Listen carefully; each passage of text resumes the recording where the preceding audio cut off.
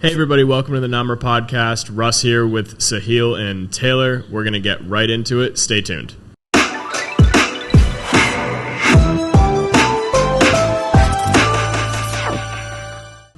So yeah, what's new? Not much. Just got back home from Sahil's wedding. We took a Namra trip to India. First time. That was insane. Thanks for getting us all the clothes and helping us with the hotels and trip of a lifetime. Insane. I wouldn't have let you guys miss that. You know? And I'm glad you guys had, the amount of fun, and it was not what you guys expected to. It turned out to be even better, from the stories that you guys have shared and everything. So nope, that was it was you guys for coming. Oh my god, the epitome, straight up Indian wedding. I mean, multiple days that we got to go see where Sahil was born and raised, and for the most part, went back to Ahmedabad, saw Delhi, went to a bunch of different places. It was insane.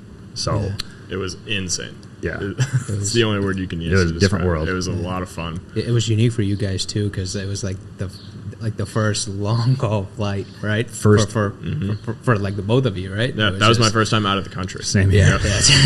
So that's a crazy, shock. But yeah. We didn't start off going somewhere like Canada or Europe. It was straight up other side of the world. Yep. Boston to Dubai, Dubai to Delhi.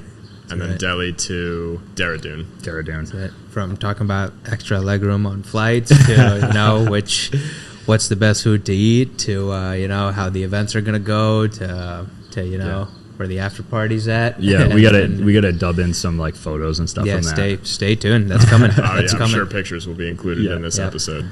For sure. I still haven't even had the chance to see them, so it's gonna be cool to see what you guys grabbed on your end. We've been organizing the Google Drive folders. So it was unbelievable. Thank you again. Welcome home. Of course, thank you guys. So that's sort of what's new with Namra is that we took We're that cultured trip and we had this amazing experience together. I feel like the three of us have never been closer. I would say, which. Was a given. It was unbelievable. We got Sahil's shoes. Protected the shoes. Can you talk a little bit about that what would you call it, ritual or ceremony, or how? Just talk about that. It's just a tradition, usually it's the bride's brothers or cousins. They try to steal the groom's shoes because it's just a fun thing. It's a fun tradition. So it's the groom's wedding shoes. Yep. So if you can successfully steal them, he has to pay you money to get them back. So it's a fun tradition. Oftentimes children get involved, so then you have to reward the smart kids of the family. Oh, it was like Game of Thrones. There were spies everywhere. There were spies everywhere. It was awesome. I mean, obviously we take it seriously. We weren't gonna. You dropped it. And for those listening at home, this is a big deal. It was taken very seriously. Aunts and uncles were diving on the floor trying to save the shoes, and we got that intel dropped on us an hour and 2 hours before. You were like, oh yeah, by the way, this thing happens. This is real serious. Do not mess up. So it was thrilling. We had to draw up a whole plan. Oh yeah. So that was probably the highlight of the trip for me. It was successful. It was successful. We still got the shoes. We still shout out Ash. We still got the shoes. That's it. So nope, that was executed flawlessly. Yeah, it was awesome. The whole week was amazing. We were there for 6 days. Whole trip and including the flights was 9. So was there a particular part for you that was your favorite? Was it the travel there or double rainbow? When we all things settled down and we were up in the mountain resort, and then it was the first time you were just we were hanging. Finally had a minute. We were smoking a cigar, having a drink up on the balcony, and then out of nowhere, a rainbow appeared, and we were like, "Well, that's a good omen." I'm not a superstitious guy, but that's good luck. Just went boom, and then boom, another one came, double rainbow right in front of us. So that was probably the highlight for me. They must have heard that you thought it was a superstitious day. It was here's another. Boom, exactly. That was an amazing moment after the craziness of the prior 2 days partying, wedding, ceremonies, and we were all exhausted from the travel too. So to have a nice peaceful moment the three of us up there on the rooftop overlooking the mountains, and yeah, it was unreal. But I mean, the whole trip was unbelievable. Every single day was like amazing in its own way, and we got to see all the best parts of India. I think. I mean, there's tons to see, and like for sure. From the moment we got there, everybody was like, "You need to go here. You need to go here." And like now, I have like 1,500 things on my list of things to do in India. But every day was different. We were in the mountains, then we were down in the city, and we saw like all the beautiful views, and then all of the city life, and it was so fun. It was all so fun. The culture was amazing. The food was awesome. People were awesome. Yeah, your entire family was a blast. Was like unreal. Yeah, they treated us like family. Oh my god. Yep. Definitely. And I finally got the picture with Namra, with the logo. Yep. That's it. Mom. Yeah. Yep. That was amazing. We had never met Namrata. Yeah. After these years, because we've just been like so focused on it. No, it was wonderful. I'm surprised you guys didn't say your favorite part was the drive up. Oh my god! Oh man, I was rocked. I was rocked after the flight into India. That first drive up the mountain woke you up a bit. Oh, that put me out. I didn't think I was going to survive the day. How I bounced back for the rest of that night, I don't know. Yeah. That was a gift from God. Autopilot. Yeah. Autopilot for sure. It was just like... I think like the welcome drums probably. Yeah, those woke us up. What was that? I'd be shaking. We show up to the hotel after like a 2-hour drive, probably like 18 hours of flying, and then it's just drums in your face, and it's like dance like, right now. Up. Yeah, it was awesome. It was awesome. Great welcoming. Yeah, so it's awesome. Yeah.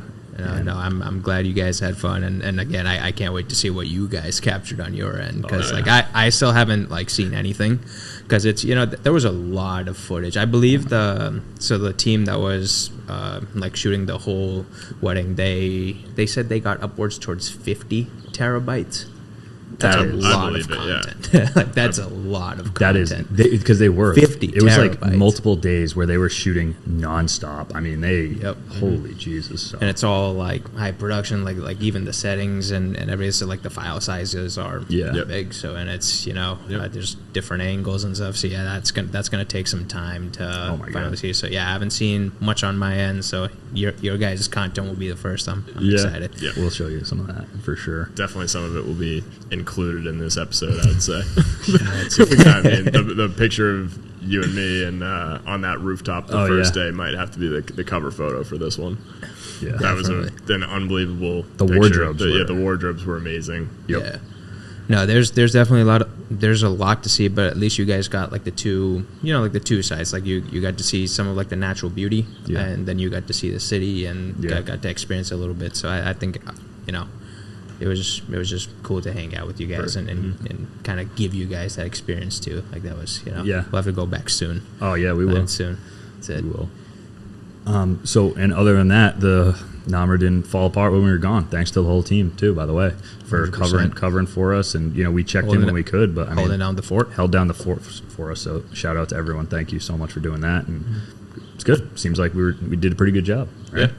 Yeah. What do you guys got going on recently? Anything new going on? Projects, new updates? Yeah. So in terms of marketing, it's actually funny what's been going on recently. So I know in another episode we talked about kind of like phishing scams and how users were trying to steal data. Recently, this happened about like a week or like a week and a half or so ago, where there were ads run from like the Meta accounts, like the Meta verified accounts. So like Meta Ad Center, like Meta Business Support, like these are all verified Meta accounts. Like if you go to it, it brings you to the real page. It's not one of like those fake pages that make it look real. So somehow people got access to those and they started running ads from it. And it was like the type of ads where it said like, hey, like if you want to use the updated Meta Ads tools, make sure to download this newest software because our changes are going to go into effect and stuff. And because they got access to almost like the real accounts, people started downloading it, and it was just like a malware scheme. It like brought them to, like it was like a clickable link, just as any other scam. but they made it look so real. So like people started clicking this to think like they needed it to run ads and whatnot. And it was just what was the fallout? Like, what did people get accounts hacked, or was it a money thing? Or just people you never really know the true nature of scams, because it's like sometimes they're just after your information to potentially try to log into something else, because people have the same emails and passwords for things. Sometimes they can be, you know, trying to just get your personal data for something. Like we don't know what the fallout is, but it's there was definitely like data loss. So. And they can wait on that. They don't have to do anything. If they, you know, hackers can just wait on whatever information they have down the road. Well, it's a business to even sell that data too, right? So they don't have to do something themselves. It's a market. It's a black market to sell data. So it's but the reason I bring that up is there is just a lot of confusion lately, because again, there are a lot of changes happening. Buttons are being moved around. Platforms look different. So it's causing that wave of confusion again, and we're getting calls, right, where it's like, hey, I know the button used to be here, but it's no longer here. Like what happened? And it's, you know, so there's a lot of updates, and they always attack in the midst of these updates. So why I bring this up is just, again, be careful. Like, these are getting more and more real looking. It's no longer just that odd text you receive and you clearly know it's scam. Like, no, it's the emails are coming from real handles and whatnot. So it's like, again, if you have to do anything, just go on the app and like do it directly. Like, don't click links. There's no link that fixes your problems for you. Okay. There's no link that, like, you know, downloads a magical software that's going to make you rank first. Just be super careful. Like, there's no links. There's no magic links. It's if you need to change your password, like, log in, go into settings, change it. Right? If you need to turn on 2-factor authentication, like, go into settings and turn it on. Like, don't click the text to activate it within steps. And also, just be careful, because that has been happening. And internally we're super careful with that stuff too, where we, you know, everyone 100% knows, don't click anything, you know.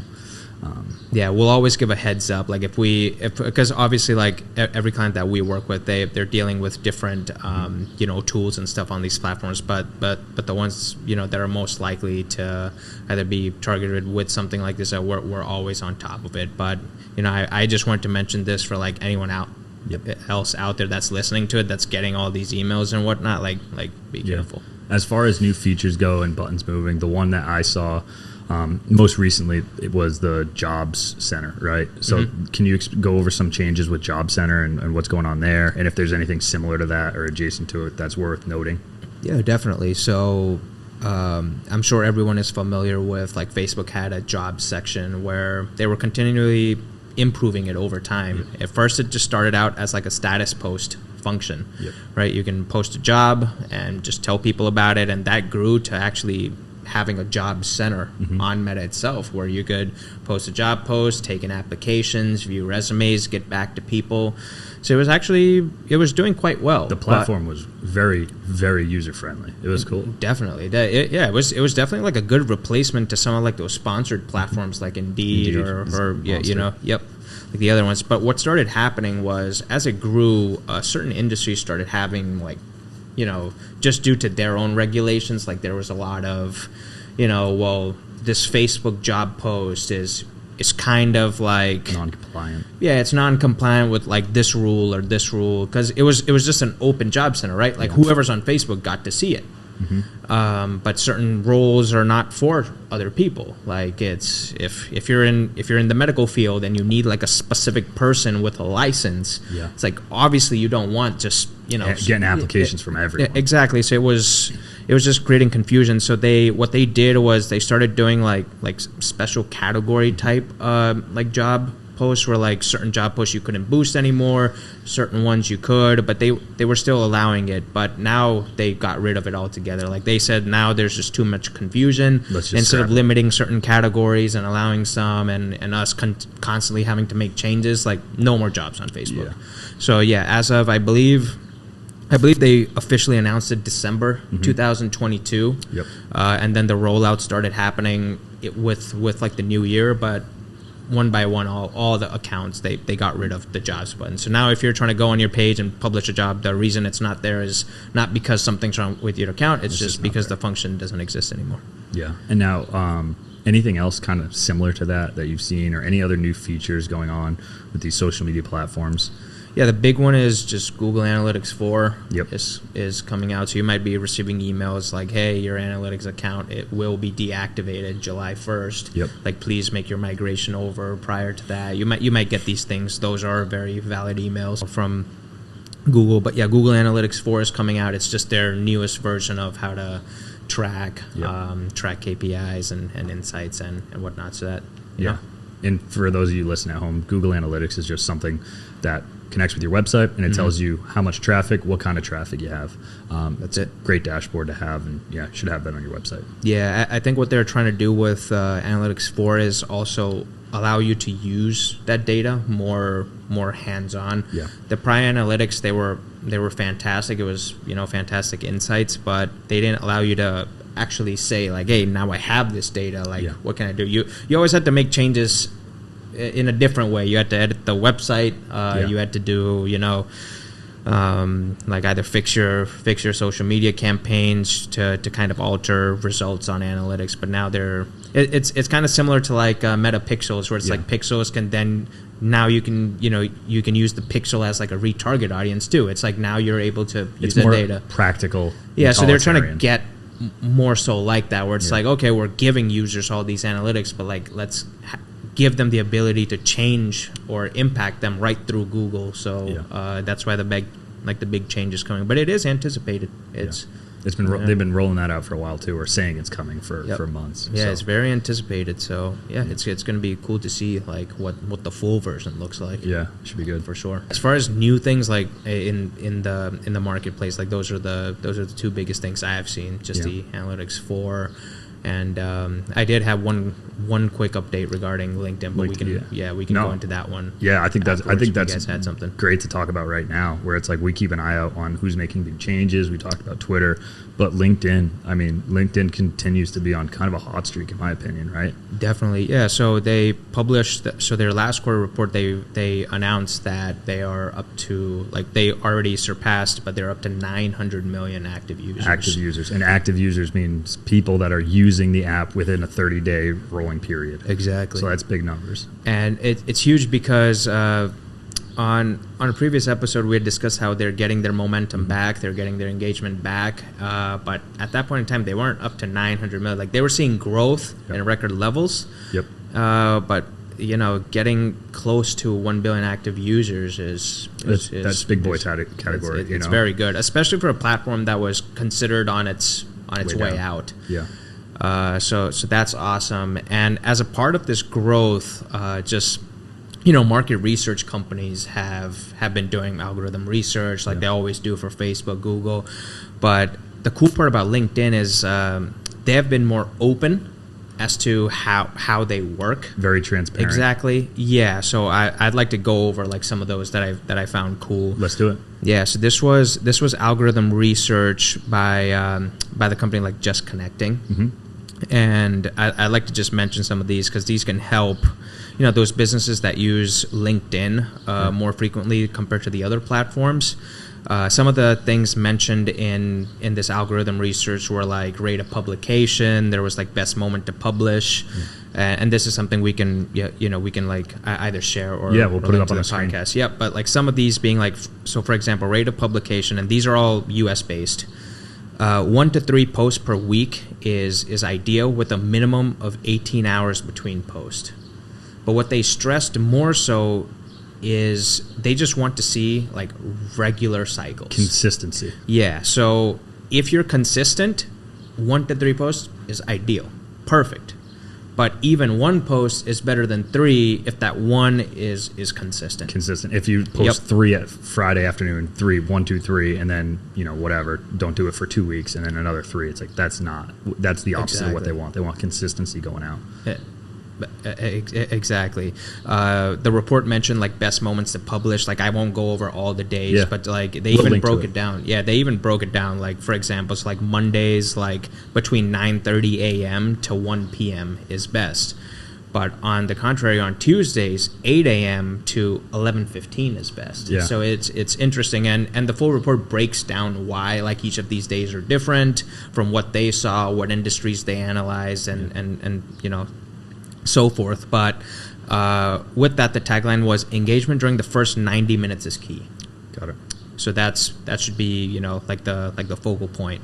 Here's what I thought was interesting: the reach per format. Yeah, this is different. Yeah, it's very different. So the content medium that's likely to get the most reach, which is 2.2 to 3.7x reach, is PDF documents on LinkedIn. They're the only ones who even allow PDF docs. Yeah, PDF documents on LinkedIn. Number 2, which was at 1.8 to 2.3x reach, was carousels. Carousels. Yeah, and those carousels could be anything. Could be photos, videos, doesn't matter. And then, text and video were actually 3rd and 4th. And then it was like surveys and, you know, posts with external links, newsletters. But it makes so much sense. Yeah. Why? Because it's like professionals have different workday habits. And if they're like in the office or they're on work hours, like, yeah, you know, there's different. You can download a PDF to read later. You can easily share a PDF. Like you can swipe through a carousel. Like it's quicker to absorb information, and they might not be able to watch. Yeah. Like and this is LinkedIn specific again, but it's just it's cool how platforms are so different from like each other. Yeah. You know, and they have to kind of maintain that to maintain a competitive difference. Yeah, exactly. Yeah, competitive difference to each other. So that was interesting. Number of hashtags, like the most efficient is 2 or more, but less than 6. Got it. And the report went on to also include like weights of engagements. It was like if you receive 1 like on your post, you get 1 extra view. That's awesome. If you get 1 it's cool click, that they put that down. Yeah, if you get 1 click, so like on your call to action, whether that's like see more or call now or so on, you get 4 extra views. Yeah. 1 share is 7, 1 comment is 12. And going back to your original point, it's the first 90 minutes after you share something, you want that engagement. Absolutely. So that's something you can, you know, like if you're putting out a post from your business page, like make sure you have people interact with it, not in a spammy way, but like have employees like tag them on it, make sure that they know like, hey, get right on it. And, you know, if you're posting at the right time, that should be doable. Absolutely. So. And so it's cool that you mentioned that. So the report also mentioned it should be one of your goals to actually encourage your prospects or your viewers to visit your profile, because if they visit your profile, you have a higher chance that your next post will populate in their feed more. Okay. So like your call to action shouldn't just be spammy where it's like, here's my website, just you know, click on it for more information. No, like give them value to the point that they're like going to your profile to learn more, and then your next post will populate higher on their feed because like LinkedIn knows that they went to your profile because they gained some value. Yeah. So like, let's show this person's recent updates. And that goes back to the whole like content marketing idea that we've been preaching since the very beginning. It's like your social media page should be a repository of awesome value add content that people want to binge through and go through. That's it. And that's exactly what they're doing. That's the real tried and true algorithm. Sure. The one that never changes is that if you're adding value to your audience, either information or entertainment, you will grow. You'll be successful. 100%.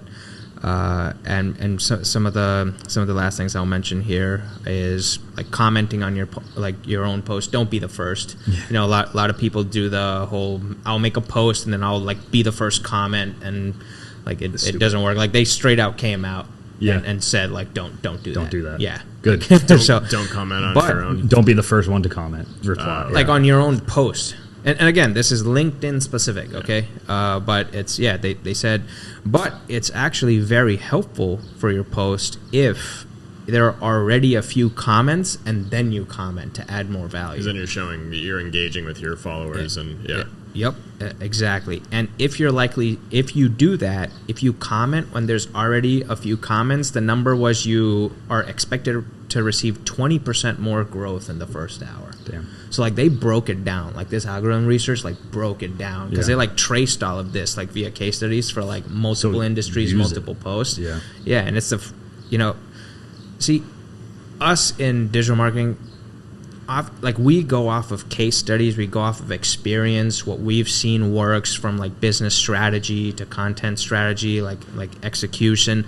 but like very rarely do you see like the platform providing these they're open giving ins. it's open so no if, test. If they're doing that, gone are all the articles you've read and what you think might be best. Like, no, this is the company telling you. It's so valuable. Like, so it's and that's what utilize this. That's part of our industry is you have to be okay with like scrapping how you used to do things or how you used to think, and now it's just like totally different ball game. And I think in most industries, people are hesitant to do that. It's like, well, I've been doing it this way forever. It's like, well, LinkedIn doesn't give a shit. Like now, this is the way to do it. So follow this playbook. And it's like, this is transparent. They want you to be successful. They're sharing this. Yeah, they're literally saying, put a PDF on your post and it's 2.7x. Yes, exactly. Yeah, they, and lastly, they even had some recommendations. I'll just read some of them. But, they said, we already went over, like, try to generate engagement within the first 90 minutes. Number 2 was don't post more than 15 accounts per post. So cap it at 15 people. So like tagging. Oh, tagging. People, yeah, that makes sense. Like don't spam. Yeah, don't tag like 100 people. Stupid. It's so max 10 emojis per post, but not more than 4 per line. Got it. I think that's probably like spam triggers. I think because if they're analyzing per line, because usually it's the spam type content or ads that have excessive emojis per line. Yep. They had a whole section on like what's the best number of characters and whatnot, and here's one that I wanted to get out. Don't change your post during the first 10 minutes after publication. Okay. So don't edit your post within the first 10 minutes. Yeah. So proofread it. Don't edit that typo right after. That's got to be another spam filter too. Yeah, and it's also it's like if you have to change your post immediately right after you put like what did you put enough thought or value into it. But yeah, those are just some of the things. I'm sure if you just type in algorithm 2023 report LinkedIn, you will find the report. But type it in on Google. It's funny, but it's like the whole report will come up. But they went in detail. They talked about like SSI. They talked about they went all out. Like that's like your social score. So like they monitor which profile is more valuable to a company. So really? So like if a profile, let's say it's not a business profile. Let's say it's just like a LinkedIn profile where like someone logs in maybe once a year just to like a few things. They have different weightings. Even though they might like a post, their profile isn't weighed as much because like that's not a prospect that's likely to close for any business. Yeah. So they don't count them as much. Versus if a profile is receiving likes from like someone who's like like a higher weight. Yeah. It went into all of that, so it was kind of cool. And to kind of go to that point, that's very common on like review platforms. So like Google has that is a big key piece of their, like they weight reviews more heavily if you're a local guide. If you're someone who's often leaving reviews and like legitimate reviews, your review is weighted much more heavily than a random Gmail account that you just created. And I think this is all going, every one of these platforms, they're trying to limit like people from cheating, because that's as soon as they come up with an update, people try to figure out ways to game it, ways to rig it. We saw it when Instagram was a newer platform. People were trying to hack the algorithm with hashtags or timing things. Exactly. It's all aiming towards just being like a perfectly neutral platform, and it really comes down to use the platform as it's intended to be used and like be normal and like put out good content. That's it. Just like you said, really do it. Just be organic. Don't try to hack it. Don't try to don't worry about those things.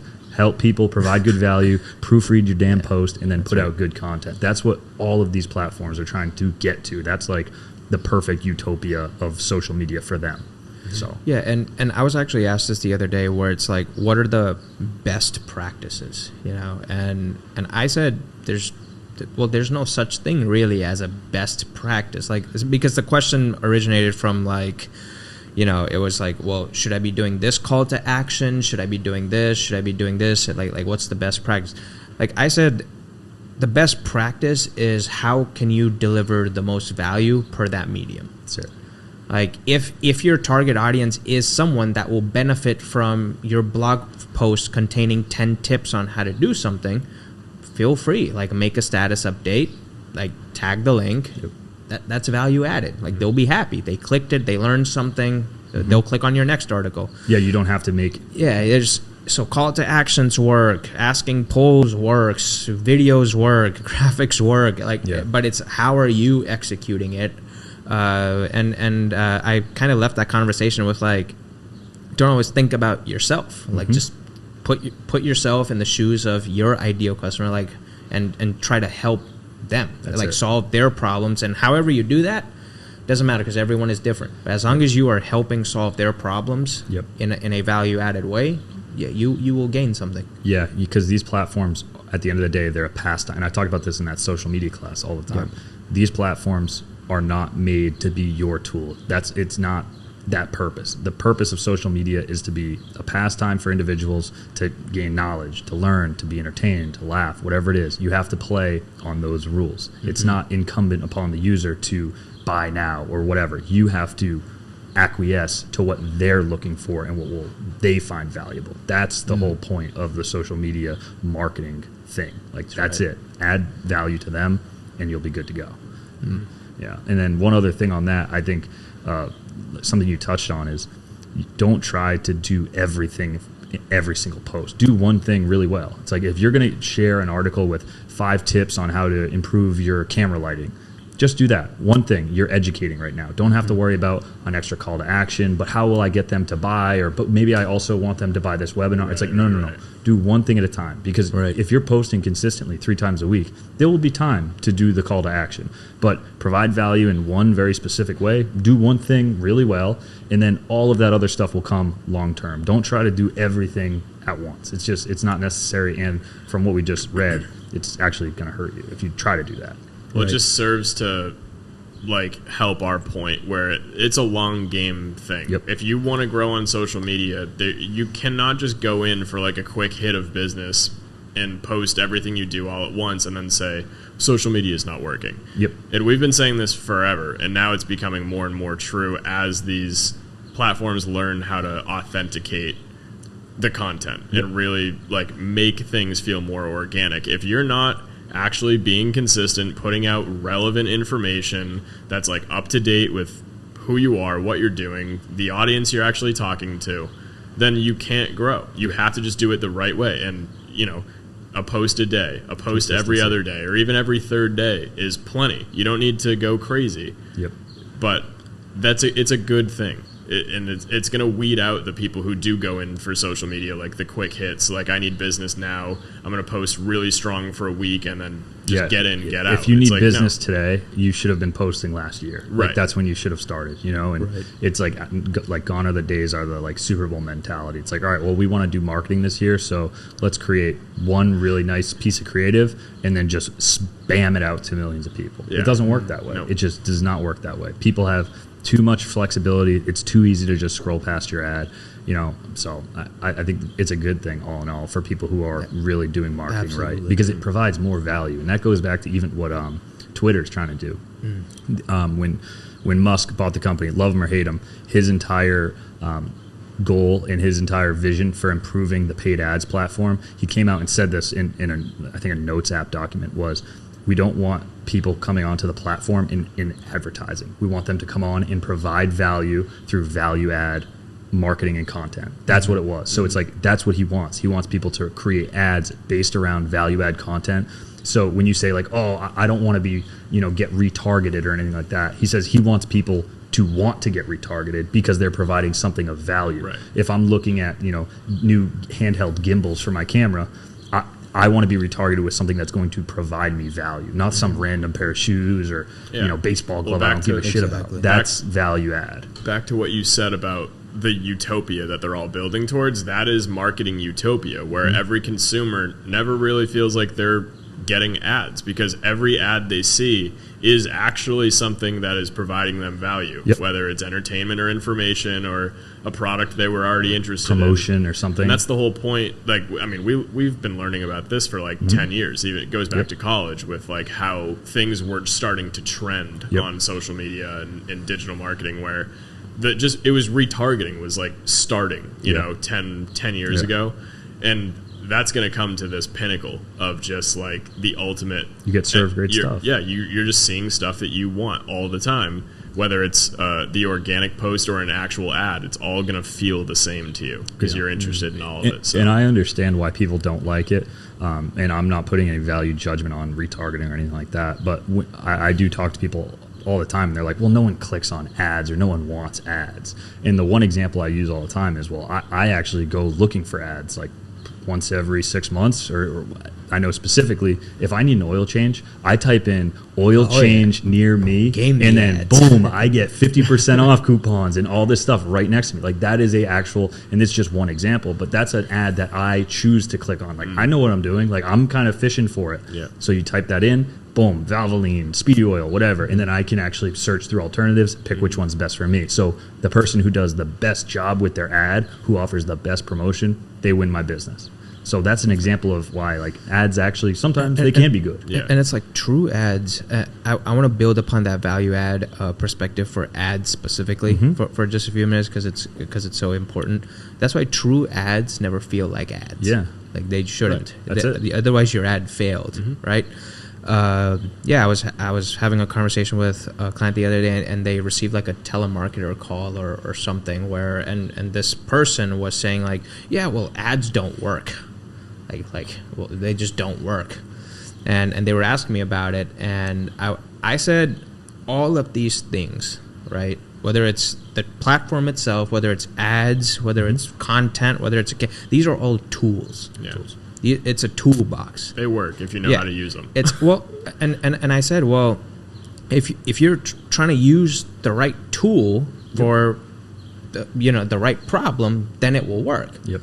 Like if you're trying to fix something with the incorrect tool, it's like it's not the tool's fault, right? You just don't know. You're not using it. So like the way I broke it down was, see, if you're just focusing strictly on like, are ads working? Like how do I run the best ad?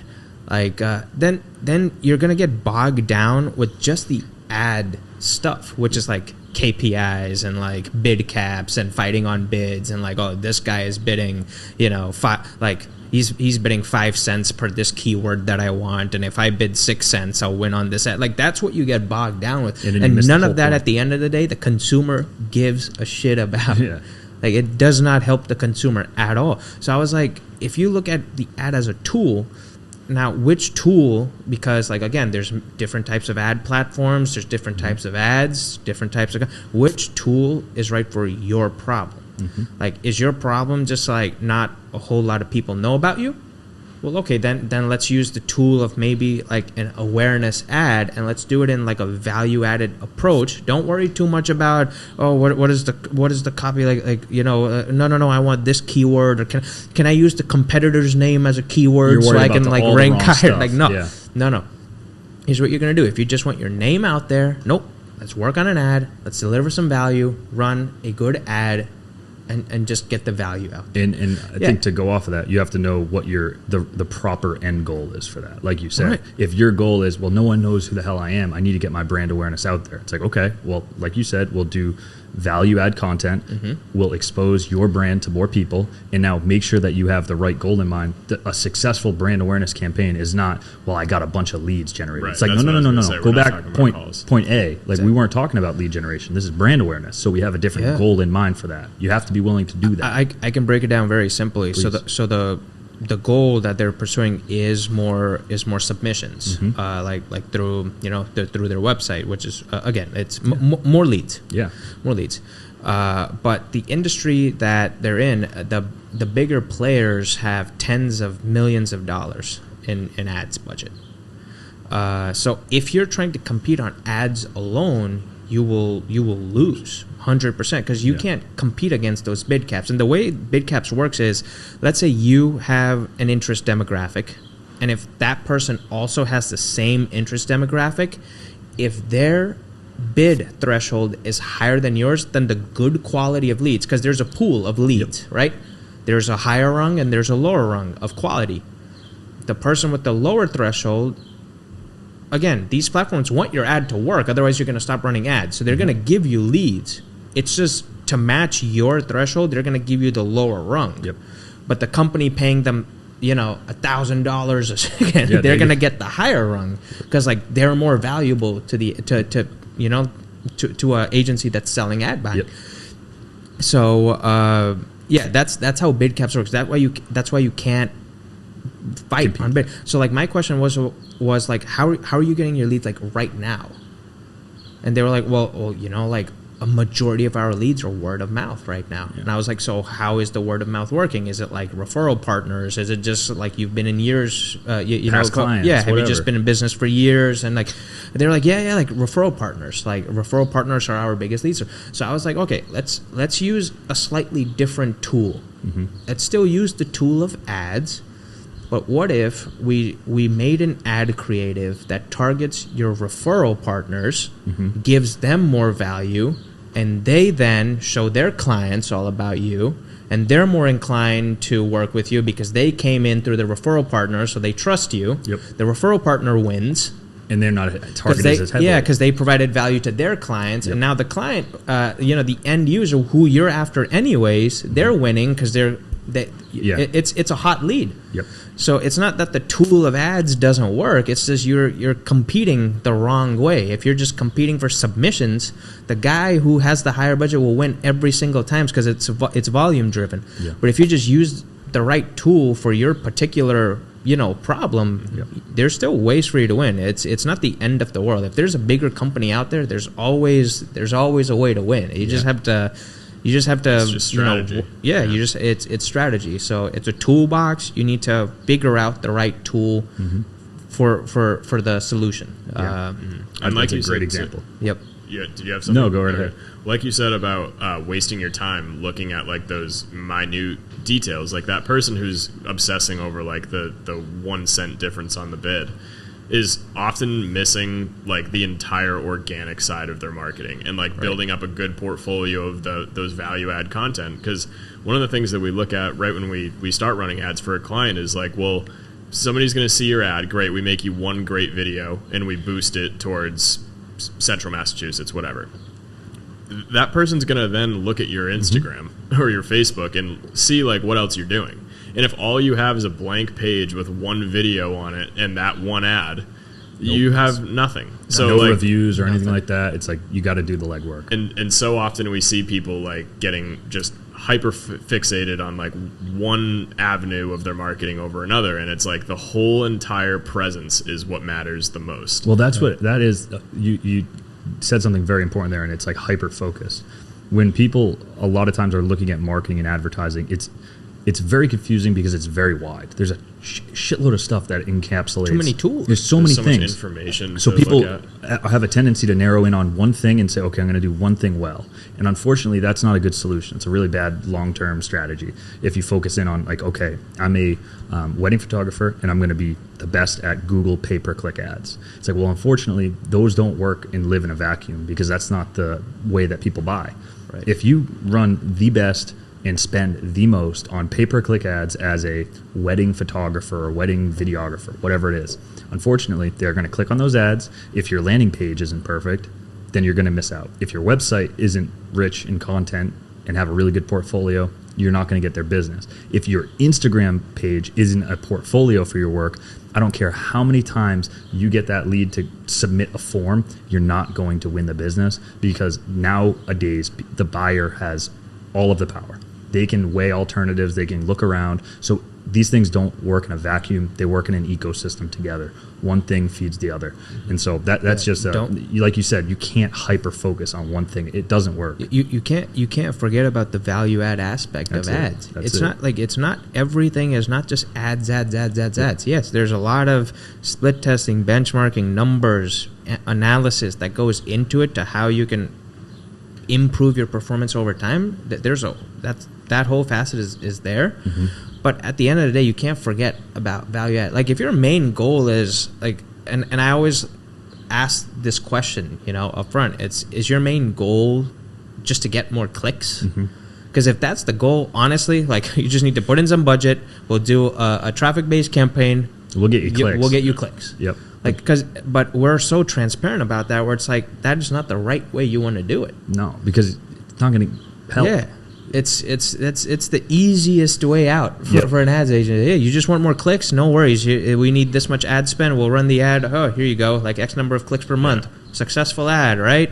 And then they say, "Oh, I guess it doesn't work." And it's like, no, it does work. It's just you were going down the wrong path. Exactly. That's pretty much the start of every relationship we've ever had. Yeah. Is somebody who came to us and said, it doesn't work. And we go, well, what were you doing? Yeah. And again, that's why I love to refer to the toolbox analogy, because, again, every tool is useful for something. If you are in the domain flipping business, and your whole goal is to show just clicks, that tool is the right tool for you. Show clicks, boom, flip your domain, successful business strategy for you, right? There you go. But is that tool right for someone who's trying to scale a business, create a local community, have repeat customers? You can't use that same tool. Yeah, okay? that's not the strategy. And don't compare yourself to others. It's like your personality is different, your authenticity is different. Yeah. What tools you use are going to be different.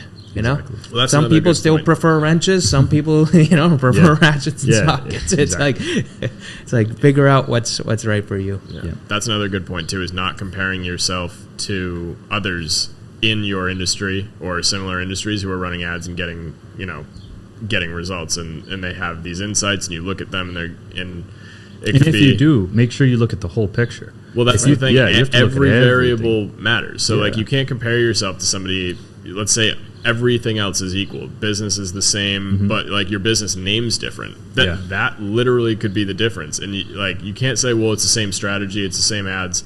It's a different business name. Maybe for some reason that name is working better than that name. Yeah. And or relation, we see this a lot with just professionals, whatever industry it is, but their actual real life relationships make a huge difference on the success of their social media. So if they have not been networking for the last 10 years and they don't really know anyone in the community, it's a much slower burn to build those relationships online. But it's all about real life people and real life connections. It's happening digitally, but you need to. Those factors matter a ton. The foundation of who you are, who you know, how you interact, how you present yourself, all of it matters. Yeah, when you boil it down, it does to kind of encapsulate that in one thought. It's how's the food? It's you can do all the best marketing in the world, but if people don't come back because your food sucks, it's that's what it comes down to at the end of the day. It all has to work together. It's not one thing, like you said, if you're trying to tighten up a faucet with a hammer, the hammer doesn't suck. You're fucking using a hammer to try to tighten a faucet. What are you doing? So it kind of all when you boil it down, those are the kind of two key points we're touching on here. Yeah. And some things are trial and error. Yeah, absolutely. How do you get good with the toolbox? Hey, you have to learn sometimes, right? So if you're fresh in the business, you've never run a campaign, or maybe you've just never taken a hit at social media. Earlier on, don't get discouraged. It's you do have to figure out some things, what resonates the most with your with your particular audience. Figure out what works and what doesn't. Yeah, and eventually you'll find the tools that you're most comfortable with, the ones that get the job done in the most efficient way for you, and then you stick to those. Yeah. And you know what the cool part about that is? No one else will be able to replicate it because it's a different strategy. It's different for other people. That's why some companies are able to maintain what they do. It's you reap what you sow. If you put in the work, if you put in the effort, it comes back. Yep, exactly. So I love it. Well, I think that was great. I think that's everything. I know you had we can talk about it. Yeah. Another one if you want. Well, I was just gonna say projects that we're working on now. Oh, cool. Any new last month or so, cool video shoots, things that are happening, industries we're working with. Yeah, one thing that we've been doing a lot more lately, and I think people should take advantage of this because it's something we offer that's really fantastic and we've done and it's been super successful, is marketing and sales work together, right? Marketing, sales, the handshake, it's great. And video content is that same exact way. We have marketing videos like this we'll use as a marketing video. But if we have a clip in here that explains something about our sales process or whatever, we can clip that video and use it in an email or something like that to answer frequently asked questions. So we've been doing a lot of actual sales videos for people. So for example, today the client has he basically tries to get people in for at-home consultations, and he hasn't had those people coming in as like qualified as he wants. They don't really understand what an at-home consultation looks like, or maybe they're like, oh, I thought this was only going to be a couple minutes, or no, I wasn't ready to buy yet. So what we did was a mock in-home consultation. So now every time he books one of those new leads, he's going to send them that video so that they can watch it, so that he can move them along the sales process and be more ready and more willing to buy when he shows up, and so that less meetings get canceled because they think, oh, I didn't think it was like that big a deal. It's like, no, this in-home consultation is the biggest deal. It's like the whole thing. So by us creating a nice piece of creative content, explaining and showing them what to expect, now he's going to use that as a sales tool as opposed to a marketing tool. So that's one thing we can do for anyone. Like, that's great to do. Create a YouTube frequently asked questions, or an explainer video of something that works. We've done it for insurance companies, attorneys, and they just take that video, they put it into an email template, and then they add it to the sales process. So that's a great thing that we've been doing for a lot of businesses, and highly recommend it for anyone if they're trying to smooth out the friction in the sales process, or just the client onboarding, or any part of the really client experience period. That's so awesome, and it's a great testament to like not just giving up on your marketing too, because it's not just about, is this ad working, yes or no. It's, well, what part of the process are people starting to fall off? Yeah, because he's getting leads, but the leads are not very good, and it's not the lead's fault. It's because we haven't done enough to qualify them. And so for his example, he was getting people to sign up for this 15-minute call, but it wasn't converting properly. So he's using video marketing to hopefully improve the conversions, and I know it's going to work. It has to. Awesome. Yeah. Any cool projects that you guys have going on? Podcasts have been pretty heavy lately. Yeah. Lots of podcasts in clients' locations and here in the studio. They just seem to be picking up. People are realizing that it's a great way to like produce a high volume of content, because you get the full hour-long episode, and then you get a bunch of reels and postable stuff from that longer episode. So that's huge. And then real fun one, I'll give a shout out to Bill Murphy, this crazy savage guy, who is famous for running the Boston Marathon on crutches a few years ago. Like, there's articles out there, and I met him. He was a guest on one of our clients' podcasts, and started working together on some videos. He's doing a day in the life training for an Ironman video for him. So me and Mark Aiello, shout out to Mark, great local video producer. We woke up, drove to Narragansett at 6 in the morning. Crack it down. Yep. And we shot sunrise photos. Documentary, basically. Document the process. Yeah, it was awesome. So stuff like that we're capable of doing too. We talk a lot about the professional, like, interview style videos and like sales process stuff, but we can make some really creative, like, documentary style stuff too, which is all, I mean, it's going to be used, and this is built into the proposal. Like, we're going to make this entire day in the life video, which could be like a 15-minute sort of documentary style video, but it's built in with all these bullet points that we're going to use for highlight reels in the future. So he's getting the full deliverable plus like 10 to 15 postable reels all in one folder for him. Repurpose that content. Yep. That's awesome. Yeah. So that's a good one. I was talking to someone else recently, and goes back to podcasting. They do a ton of like sales, like kind of cold calling. And we talked about like, well, if you're really trying to get in the door, and maybe I've talked about this before here, but if you're trying to get in the door with someone, like a potential referral partner or a potential prospect, no one picks up, no one wants to have get cold called. Right. But if you invite them to do a podcast for cross promotion, sure. Who says no to a podcast? So it's a great value. Yeah, exactly. And it's a great way to make those connections and develop those relationships. And that's what it is, relationship building. And again, you're offering them a free piece of video marketing content. It's value. So it's the best way to do it. And that's what we've been doing for a long time with our clients, starting with LaPointe Insurance 5 years ago. For sure. Cross promote, cross post, provide value. So yeah, that's a great way to use podcasting to your advantage. Awesome. I'm trying to launch a social media management partnership with a specialty coffee company. No way. Up in Boston. You love your coffee. Yeah, I'm big on specialty coffee. So we've been trying to discuss what might be the best course. We got to put a sticker right on the mugs, dude. That's it. So I have that going right now. I'm like super excited. Cool. Okay. Yeah, just trying to get them started soon. They have a few changes coming up and whatnot, but I think that's going to be cool for all of us because we're all coffee drinkers. Oh my god, yeah. It's it's a specialty coffee roastery and a coffee shop up in Boston. So we'd be a great account for them. I mean, come on, we drink. Oh my god, we drink our fill. So that would be good. Yeah, it's how'd you get connected with them? I drink coffee there a lot, and it just so happened that one of the days, actually, the manager overheard a conversation that I was having, where so I was there, and we were just I was actually on a call, and she walked over and was like, hey, like it's so like the current position that they have is I think they're just making changes. So like they were looking at other options, and it just started the conversation. We were like, hey, well, I drink this coffee often. we'd love to put the gas behind it. That's it's a great quality product. So that's awesome. That was another one. I was talking to someone recently, and they were actually looking for a part-time digital marketer, and someone referred us in because I had an Instagram video pinned. And the Instagram video was literally why you should work with us over hire an employee. So it was like a perfect fit, It was literally like the video worked. So that's another one where people who are looking for a digital marketer who has experience in, copywriting, graphic design, video production, and editing, and posting on social, they just didn't. No one fits that bill. So it's like you should just work with an agency instead because we do all those things. So that's another project. Hopefully that'll turn into something over the next couple of weeks.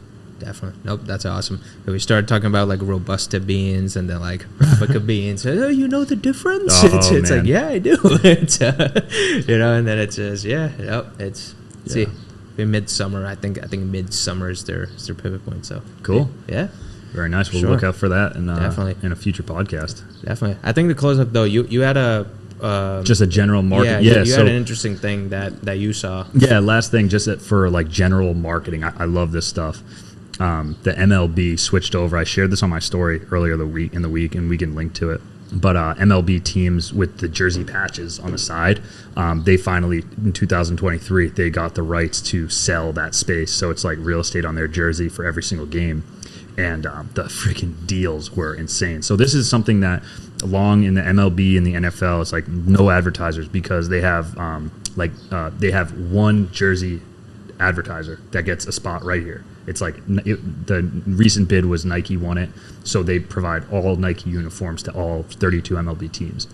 But now this year with the collective bargaining or something came out, so now every team can sell one patch on their shoulder, which is something that we've been doing forever in like NASCAR or race car, right? On the fire suits in the truck, like the cars, and then in the MLS their whole friggin' uniform is like all patches. Yeah, I was going to say they must have had like a cap on how much jersey real estate you can sell, right? So like teams don't end up showing up on mountains super dressed as clowns. Yeah, but now the MLB, NBA was the first U.S. thing to kind of go that way. So they sold their jersey, then it was the NHL, and now finally it's the MLB, and the deals were insane. I couldn't believe it for just like a patch on the shoulder. They're signing. So the Red Sox went with Mass Mutual, or Mass Mutual went with them. $17 million a year, and it's a 10-year deal. So $170 million just to have a patch right here. There's nothing else with it. Like there is. The Red Sox don't even play. Like for both away and home. Away and home. There, all the jerseys, all 100 and whatever games, 62 games. But I mean, the only additional thing I saw on Red Sox social was like one tweet. So there's like no digital like stuff that goes with it. It was just like one at post, and that was it. But someone like the San Diego Padres, they went with Motorola for $10 million. a year, and it was like, I think it was 10 years too, so that's like 100 million. And they got some digital assets, like there was a video and things like that. But it's pretty crazy. All the teams are now selling off that real estate, but they're locked in. It helps the team so much from stadium improvements to it'd just be, it's just that's crazy. Yeah, so it'll be interesting to see if they expand on that, or if there's any like Mass Mutual additional bonus stuff that comes through social media, because the real impressions were, let me look at this. So the 2022 season social value, the social value of having that patch, because every time there's a highlight of a guy hitting a home run, you see Mass Mutual. Every time there's, a clip, you see Mass Mutual. It was $25 million worth of advertising, and then the season impressions were over $1 billion. So over 1 billion impressions, and the Red Sox have 9.5 million followers across social. So it's like, that's how they classify it. Like the value of having that patch on the jersey is because it ends up on social media through highlights and clips and things like that. So it just shows you like that billboard's not as valuable if it's just on the players, but since it goes out to social, the picture of the billboard is more valuable than the billboard. That's exactly right. When you tweet it or put it on Instagram, and if you buy a billboard or pay for a billboard, you're gonna put it out on Facebook or whatever. That's the value of having the whole thing. So pretty cool. Thought that was interesting. Yeah, it's gonna be cool to see what teams sponsor what too. That'll be. Yeah, it's NBA. You saw like so many different things. Like some team had like Bumble, and like others had like, hey, it was Yeah. So what I think is next, where I think it's going, is like, I think like eventually they'll be selling real estate in like Instagram bios or like your Twitter bio. So like they'll have like up top on the Red Sox bio, it'll have like at Mass Mutual. I think that's where this goes. Like that's where this road like finishes up, and that's going to be huge too for people. But yeah, so that's pretty much it. Anything else? I'm good. All right, cool. Great episode. Another value-packed episode of the Namra podcast. As always, guys, just let us know if you have any questions. Fill us in, comment, tell us what you want us to talk about. Our hot takes on different social media subjects, that's what this is here for, to help you learn. So we'll see you next time. See you next time. Thanks everybody.